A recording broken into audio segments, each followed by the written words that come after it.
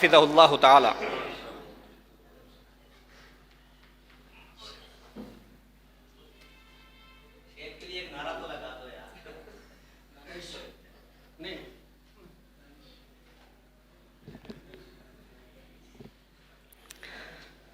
السلام علیکم ورحمۃ اللہ وبرکاتہ۔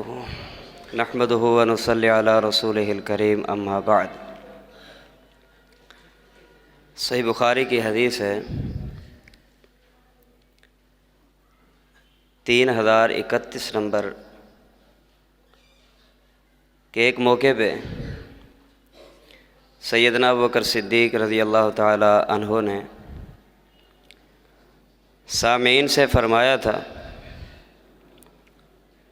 لست تارکا شیئا، کہ جو کچھ کرتے ہوئے میں نے محمد الرسول اللہ صلی اللہ علیہ وآلہ وسلم کو پایا تھا اور دیکھا تھا، وہ میں نے سب کچھ کر دکھایا ہے۔ اور آپ علیہ الصلوۃ والسلام کی ہمہ قسم کی سنت پر میں نے عمل اس لیے کیا کہ ہو سکتا ہے کہ میں آپ کی سنت کو چھوڑ دوں، جس کی وجہ سے میں راہ راست سے بھٹک جاؤں۔ اسی وجہ سے میں نے اپنی زندگی میں پیارے پیغمبر علیہ الصلوۃ والسلام کی ہر چھوٹی اور بڑی سنت پر عمل کر کے میں نے دکھا دیا اور ثابت کر دیا کہ پیارے پیغمبر علیہ الصلوۃ والسلام کی سنت کو ماننے والا اس کو صدیق اکبر کہا جاتا ہے، اور پیارے پیغمبر کی سنت پر چلنے والے کو صدیق کہتے ہیں، اور جو حضرت صدیق اکبر رضی اللہ تعالی عنہ کی شان کو نہ مانے ایسے شخص کو زندیق کہتے ہیں۔ یہی وجہ ہے کہ ایک موقع پہ پیارے پیغمبر علیہ الصلوۃ والسلام نے پوچھا کہ آج مسکین کو کھانا کس نے کھلایا؟ ابوبکر صدیق رضی اللہ تعالیٰ عنہ کھڑے ہوئے عرض کرتے ہیں، محبوب میں نے۔ فرمایا آج بیمار کی تیمارداری کس نے کی؟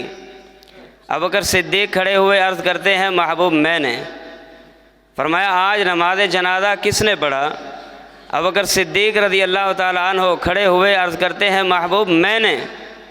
یہی وجہ ہے کہ قیامت کا دن آئے گا، جنت کے دروازے سے کسی کو نماز کی وجہ سے، کسی کو روزے کی وجہ سے، کسی کو جہاد کی وجہ سے، کسی کو زکوٰۃ کی وجہ سے بلایا جائے گا، لیکن صدیق اکبر رضی اللہ تعالیٰ عنہ کی وہ شان ہے کہ قیامت کے دن جنت میں داخلے سے پہلے جنت کے ہر دروازے سے آواز آئے گی کہ صدیق مجھ سے داخل ہو جائیے، صدیق مجھ سے داخل ہو جائیے۔